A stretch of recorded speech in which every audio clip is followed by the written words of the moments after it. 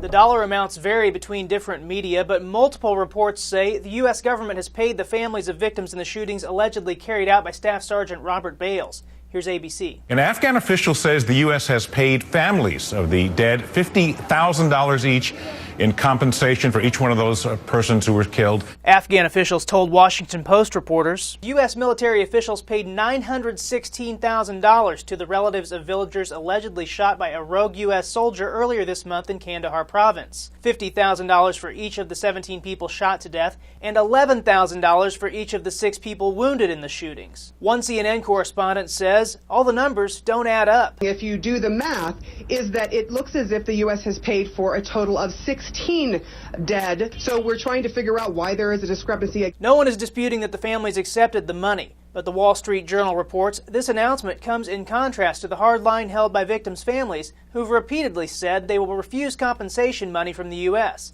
They said they demand an open trial of Sergeant Bales and any accomplices and insist on applying the death penalty. American officers, local government officials, and tribal leaders were present for the private ceremony at the provincial governor's office Saturday, according to a Sky News report. In that report, a spokesman for the NATO-led International Security Assistance Force would not confirm or deny the payment, but said such restitution would normally be kept confidential. A BBC reporter adds, the U.S. normally pays up to $2,500 in compensation for civilians killed by international soldiers, about 7 times the average annual income.